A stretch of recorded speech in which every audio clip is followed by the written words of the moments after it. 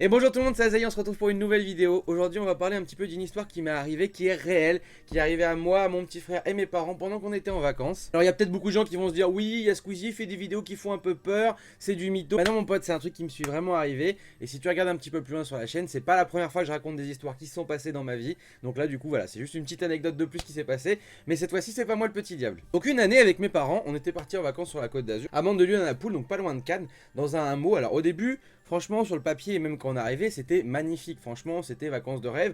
En gros, on était dans une partie un petit peu, donc pas très loin de la mer, mais un petit peu en hauteur. Il y avait que de la forêt. Vous imaginez une grande forêt avec de la montagne. Et au milieu, vous faites un trou dans la forêt et vous mettez un village de vacances. Et donc, c'était là qu'on était. C'était vraiment très joli. Quand on arrivait, on avait la partie principale où il y avait un bar, un restaurant. Il y avait une scène où ils organisaient des petits spectacles. Il y avait des soirées de discothèque qui étaient faites pour les jeunes. Et puis tout un tas de choses. Il y avait 3 piscines, il y avait 2 terrains de tennis, vraiment un grand complexe au milieu de la nature qui était vraiment très beau. Dedans, en fait, il y avait plusieurs types d'habitations. Il y avait des petites maisons qui étaient les unes à côté des autres, ou des maisons un petit peu plus excentrées au niveau du village. Nous, on se retrouvait vraiment au fond du village. Donc pour vous dire, voilà, c'était un grand ovale. Quand on arrivait sur le devant, bah du coup c'était la partie principale, je vous dis, où il y avait le restaurant, tout ça. Il y avait une piscine, 2 piscines, des petites maisons parsemées à ci par là, avec la forêt autour, et nous on était vers le fond. Pas tout au fond, mais vers le fond quand même. On avait notre maison, une maison en face de nous, et une maison juste derrière nous, mais après c'était tout de suite la forêt. Premier jour où on arrive, il faisait encore plus ou moins jour, on arrive, on prend les clés, les papiers, il nous explique comment ça marche, etc. Puis bon, la nuit commence à tomber parce que bah voilà, le temps de préparer tout ça, etc. Ça met un petit peu de temps. Il faut savoir qu'on pouvait pas garer les voitures à côté des maisons. C'était un parking principal à l'entrée et puis tout le reste se faisait à pied ou en vélo. Donc nous, on avait posé la voiture, on y va avec nos valises et on prend l'une des routes c'était la rue qui faisait tout le tour du hameau. Et dedans, il y avait plein de petits chemins, mais nous, on en prenait la rue principale qui était goudronnée. Il y avait mes parents qui étaient devant nous en train de discuter entre eux avec le plan du hameau, la clé et tout ça. Et moi et mon frère, on avançait. Et au fur et à mesure qu'on avançait, en fait, on entendait, on était vraiment collés. Il y avait les bois, hein, il y avait vous savez, les espèces de petits crevasses pour faire évacuer l'eau. Et tout de suite, la forêt, et ça montait un petit peu dans la montagne. En même temps qu'on avançait avec mon frère, en fait, on entendait marcher à côté de nous. Au bout d'un moment, on entendait vraiment que ça marchait, mais vraiment à 2 mètres de nous, dans les bois, mais on voyait rien. C'était très touffu comme bois. Et on se regarde avec mon frère en mode, il y a quelque chose, tu vois. Du coup, au bout d'un moment, on fait, hey, papa, il y a quelque chose, on entend quelque chose à côté de nous. On s'arrête tous, on essaie d'écouter, mais il n'y avait pas de bruit. Je fais, mais non, mais il n'y a rien. On commence à avancer, et là, ça avance. Donc on redit, hey, papa, ça fait du bruit. Et du coup, mon père, il en avait un peu marre. Il venait de se taper de la route. Il avait envie de rentrer, se reposer tranquille, poser les affaires, aller peut-être se poser à la piscine ou boire un petit coup. Mais certainement pas d'entendre ces gamins dire il y a un truc dans la forêt. On est au milieu de la forêt. Pour lui, dans sa tête, qui est très rationnel, il y a forcément des animaux ou quoi que ce soit dans la forêt. Et il fait le laisser tomber, ça doit être un sanglier ou n'importe quelle merde de la forêt. Ce qu'on avait remarqué, c'est que quand on marchait, ça faisait du bruit à côté de nous. Dès qu'on s'arrêtait, ça s'arrêtait. On reprenait, ça reprenait. Ça, c'était pour le premier jour. Premier jour où on est arrivé, on a posé, on entendait un truc à côté de nous. Mais bon, sur le coup, on s'est dit, bon, allez, mon père, il a peut-être raison, voilà. On commence nos petites vacances là-bas, ça se passe très bien, je me fais plein d'amis, mon frère aussi, je me fais même pote avec le fils du directeur du hameau, tout le monde s'éclate très bien, et il commence à avoir quelques petits trucs bizarres dans le village. Tout simplement parce qu'il commence à avoir quelques vols, mais des vols sans effraction, et c'est ça le problème. En fait, il y a vraiment eu des vols, alors pas forcément des trucs très rares, à l'époque, faut savoir qu'il n'y avait pas de tablette, pas de téléphone portable, pas les PC portables comme on a maintenant, etc. Mais il y avait quand même eu des vols avec des choses qui avaient été volées. Le problème, c'est qu'il n'y avait pas d'effraction. Du coup, sur le coup, au début ils se sont dit bah c'est peut-être quelqu'un du staff qui a fait ça, etc. Donc ils ont commencé à surveiller un peu tout ça et en fait à l'époque il n'y avait qu'une personne pour la sécurité et ils en ont engagé une deuxième. Donc il y avait un mec qui était un peu en mode cowboy sur les bords, qui se promenait avec sa moto, qui faisait le tour donc du hameau régulièrement et qui se promenait un petit peu pour surveiller un peu ce qui se passait. Un soir je me sentais pas bien, j'étais fatigué ou malade, je sais plus trop, et mon frère du coup, mes parents sont partis donc du coup l'espèce de petit restaurant de la résidence pour aller faire leur petite vie quoi tout simplement. Ils m'avaient laissé à manger dans la petite maison qu'on avait, donc faut savoir que c'était une petite maison sympathique avec un étage. Quand t'arrivais, t'avais petite table basse avec la cuisine aménagée sur le côté, une table, on avait nos lits superposés à mon frère en face tout de suite, et à l'étage une mezzanine avec le lit de place pour mes parents. Du coup mes parents sont partis, j'avais quand même fermé donc du coup les volets, ma mère m'avait dit ferme les volets derrière toi, etc.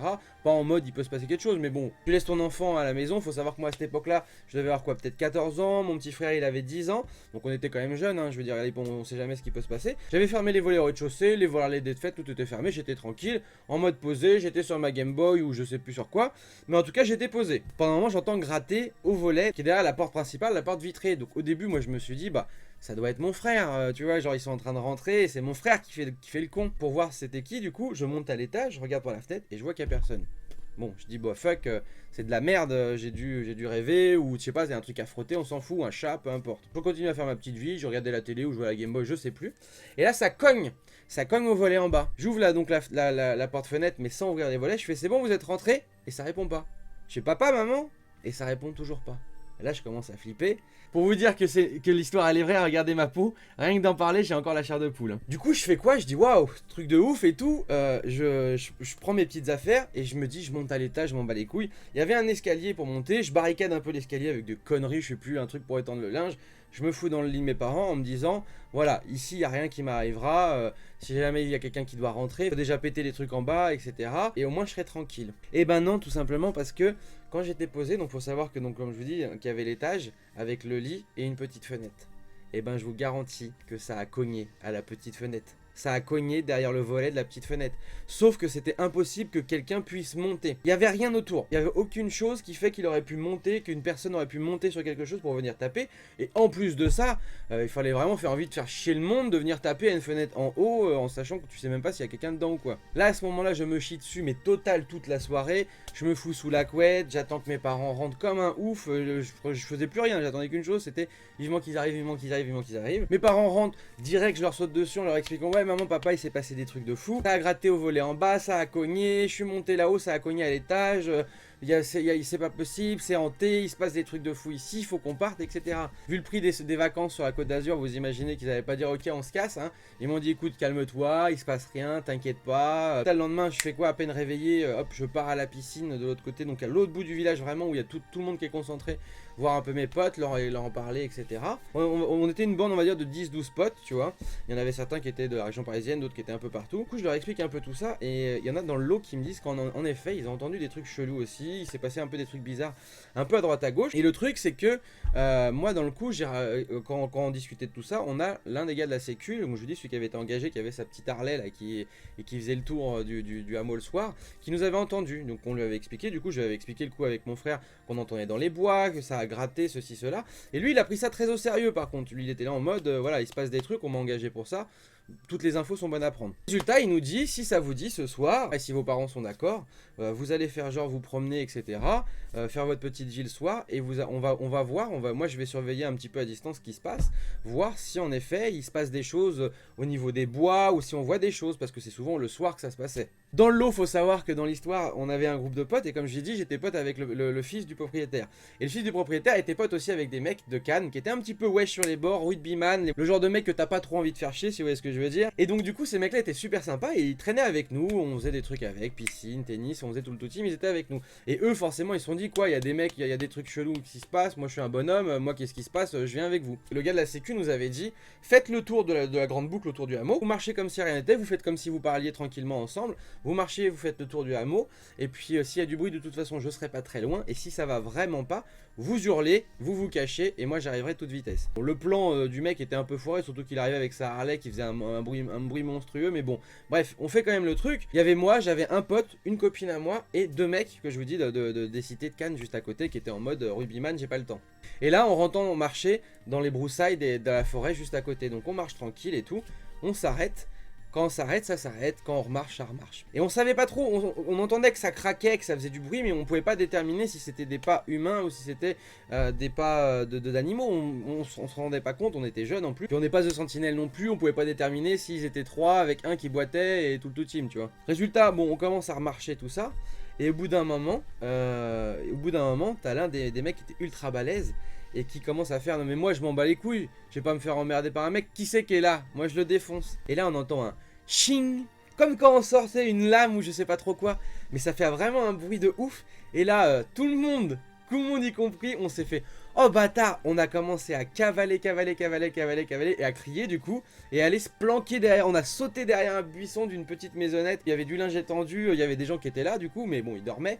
Et nous on a sauté derrière ce truc là, et on s'est caché, on s'est collé au buisson en mode Splinter Cell, et en espérant que ça passe. Et on a entendu au loin le gars de la sécu, alors tu vois le gars de la sécu qui dit ouais vous inquiétez pas je suis pas loin, il était bien loin. On a entendu du coup, il nous a entendu crier, il a mis il a bombardé avec sa moto, il est arrivé ici en toute vitesse, qu'est-ce qui s'est passé et tout ça.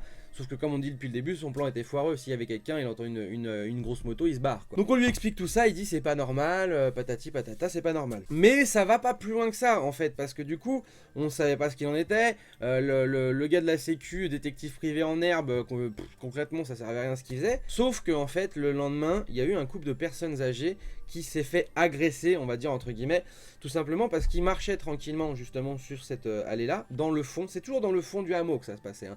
Et un jour, donc il y avait un petit couple de vieux qui étaient là tranquillement en revenant de leur course, en train de discuter, etc. un soir, que eux ils étaient vraiment une maison collée à la forêt, et ils étaient en train de marcher tranquille, et ils ont entendu courir ou arriver à toute vitesse dans la forêt, quelque chose et qu'allait arriver sur eux quoi. Et du coup les petits vieux, bon c'était des petits vieux mais ils étaient pas en amputateur non plus, ils ont entendu ça, ils se sont dépêchés, ils sont mis dans la maison, ils ont fermé à clé. Le lendemain matin, dès qu'il a fait jour, ils sont partis voir le directeur du centre en leur disant voilà, hier soir on est rentré chez nous, il y a quelque chose qui s'est passé à côté de chez nous dans la forêt, qui nous a foncé dessus, on est parti se planquer, on sait pas ce que c'était. Résultat, ça commençait à être un peu trop entre nous les gamins, parce qu'on en parlait, hein, tous les jours on en parlait, entre les gamins qui racontaient beaucoup de choses, même si c'est des enfants, nous on racontait quand même beaucoup de choses parce qu'on était beaucoup à l'extérieur, on voyait beaucoup de choses, les vols qu'il y a eu sans effraction, le petit couple de papy qui a eu un problème, tout un tas de choses, ça commençait à faire beaucoup. Derrière mes parents, ils ne croyaient pas vraiment, enfin, vous savez ce que c'est quand les gamins ils racontent des trucs avec beaucoup d'imagination, moi j'ai toujours été quelqu'un qui a beaucoup d'imagination, j'étais dans les romans de science-fiction, de Heroic Fantasy, donc forcément tes parents ils te croient à 5%, tu vois. Et du coup le problème qui s'est posé, c'est que là du coup ça a engendré, voilà, il y a un couple de personnes âgées qui étaient plus ou moins quand même agressés, enfin il s'est passé quelque chose. Du coup le directeur du centre a décidé de faire venir la gendarmerie parce que ça prenait des proportions un petit peu trop importantes. Du coup un soir, donc je crois que c'était un soir ou deux après, il y a eu la gendarmerie qui est venue, donc ils étaient une belle petite escouade. Le directeur du centre nous a dit voilà, il y a tel groupe de gamins qui sont au courant de telle chose, il y a tel couple, tel machin, il y a les personnes âgées qui sont là, qui ont déjà vu des trucs, etc. Donc ils sont venus nous poser des questions à tous. Donc on leur a tous expliqué qu'est-ce qu'on avait. Et nous, entre les gamins et les personnes âgées, bah, tout ce qu'on leur avait dit, ça se coïncidait, vous voyez. Il se passait des choses aux abords de la forêt, ça marchait, on savait pas trop ce que c'était. Il y a peu de chances que ça soit un animal, puisque là, ça s'arrêtait en même temps que nous, ça bougeait en même temps que nous, ça faisait des bruits qui n'étaient pas forcément, voilà, comme le ching qu'on a entendu. Résultat, qu'est-ce qu'ils ont décidé de faire, c'est qu'à un moment, en fait, il y a un des gendarmes qui a dit, bah écoutez, moi je suis du coin, et je sais qu'il y a une maison un petit peu plus loin dans la montagne, on peut y aller à pied, il y a une maison en ruine, peut-être qu'il y a des gens qui y squattent là-bas, du coup on va aller voir s'il y a quelque chose là-bas. J'ai entendu un bruit, rien que de raconter le truc, je me suis chié dessus. Surtout qu'en plus, ça me rappelle trop de souvenirs, donc du coup, je vous dis, j'ai vraiment des frissons quand je vous raconte le truc. Du coup, il y a un ou deux gendarmes qui restent en bas avec le gars de la sécu, les enfants et tout. Nous, on reste en bas, donc du coup, au niveau de la résidence. Et ils avancent là-haut en ligne, vraiment en mode un peu battu, vous voyez. Et donc, ça montait, c'était pas non plus de l'escalade, ça montait, c'était la montagne et puis c'était la forêt. Ils montent là-haut, ça prend du temps. Nous, entre-temps, hors de question qu'on aille se coucher, on voulait savoir ce qu'il en était. Puis c'est les vacances, les parents te laissent un petit peu plus de liberté. En plus de ça, ils savaient que j'étais avec le fils du propriétaire de la résidence. Donc s'il y avait le moindre souci, voilà, il n'y a pas de problème quoi du coup. Et du coup les gendarmes redescendent et ils commencent à repartir assez vite. Et nous on court, excusez-moi, on veut savoir ce qui s'est passé, est-ce que vous avez trouvé quelque chose? Et là, t'as le gendarme qui connaissait un peu le coin, qui était vraiment mais genre pâle de ouf, qui nous dit, il s'est passé, il y a eu un problème là-haut. Et on lui dit comment ça il y a eu un problème? En fait il nous dit comme quoi la maison qui est en ruine depuis des années là-haut, parce que je vous dis, lui il connaissait vraiment le coin, donc je sais pas s'il chassait ou s'il se promenait dans le coin, mais il connaissait la région, il connaissait cette forêt. Et ben la maison qui était en ruine, quand ils sont arrivés en face de cette maison en ruine, elle n'était plus en ruine. Elle était pas non plus genre toute feneux, prête à être vendue, mais elle tenait debout, c'était une maison qui tenait debout. Alors que c'était une maison qui était plus qu'en ruine, avec toutes les pierres éclatées, plus de toit, un bordel normalement. Au milieu des bois, c'était vraiment une vraie ruine, il nous avait vraiment dit que c'était vraiment une vraie ruine. Et là la maison, elle était là, limite tu pouvais habiter dedans quoi. Et du coup à cette époque là, du coup on fait quoi c'est quoi ce truc de fou? Mais comment ça se fait? Est-ce que c'est normal et tout ça? Du coup le gars nous a dit non c'est pas normal, mais ils avaient pas que ça à foutre, tu vois, genre sentait qu'il voyait qu'il y avait quelque chose qui était pas normal dans l'histoire, mais nous en tant que gamin il allait pas raconter sa vie, c'était pas à nous raconter des choses. Donc du coup ils sont partis faire leurs affaires, on les a vus discuter avec le directeur du centre et puis après partir. Résultat des courses, parce que c'est pas fini forcément, là ce qui s'est passé là au niveau de la maison, c'est pas normal, même pour des gens qui ont des idées rationnelles, très terre à terre, qui croient pas du tout au paranormal ou à quoi que ce soit, c'est pas normal, tu vois. Le résultat, le lendemain matin, genre sur le coup des 9h, les gendarmes reviennent, refont une espèce de battue, remontent là-haut, ils redescendent après, et là, il y avait toujours le même mec qui connaissait la forêt, on lui demande du coup il s'est passé quoi, et là il nous dit, la maison qui était en ruine et qui avait été, comme par magie ou je sais pas quoi, reconstruite pendant la nuit, elle était de nouveau en ruine. Et ça c'est chaud, ça c'est ultra chaud. Quand il nous a dit ça, j'ai eu mon sang qui s'est glacé, mais c'était un truc de fou, t'imagines le truc? Et genre, et puis ils étaient plusieurs à l'avoir vu, c'est pas juste un mec. La veille quand ils sont allés dans la forêt, la maison était construite. Là elle était de nouveau en ruine comme elle devait être normalement. Bah je sais pas ce qui s'est passé au niveau de la gendarmerie, s'il s'est passé des trucs. Tout ce que je sais c'est que ça a commencé à s'ébruiter, tous ces problèmes d'affaires. Il y a eu pas mal de personnes, de familles, de couples qui ont commencé à quitter un peu plus tôt que prévu le hameau, parce que bah voilà, entre les vols et tout ce qui se passait. Du coup mes parents s'inquiétaient un peu plus à ce qui se passait, mais pour eux c'était pas du paranormal, pour eux c'était peut-être des gens, des voleurs ou quoi que ce soit qui traînaient, mais ils s'inquiétaient. Vraiment le soir, et déjà ils nous faisaient rentrer beaucoup plus tôt. Ils nous demandaient si jamais on était tout seul de vraiment passer par les chemins bien du milieu, pas vers la forêt. Et un soir, on était, je sais plus, peut-être au tennis ou un truc comme ça, ou au ping-pong avec mon père et avec ma mère qui était à la maison toute seule. Et pendant qu'elle regardait la télé, elle faisait sa petite vie, le temps qu'on rentre, etc. Faut savoir qu'il y avait la télé en bas et une petite télé en haut. Et pendant qu'elle regardait la télé dans la mezzanine qui était en haut, ça a cogné au volet du haut. Et là, ma mère, là, tout ça a changé. Le côté genre, je vous crois pas ce que je t'avais dit avant, etc. Là, elle a commencé à se dire, il y a un truc de pas normal, ce n'est pas normal. Elle a pris ses chaussures, elle est partie au, je sais plus où je vous dis, au terrain de tennis ou au terrain de ping-pong. Elle a été voir moi et mon père, elle a dit, il vient de se passer un truc à la maison, vous venez, on rentre, il faut que je vous en parle.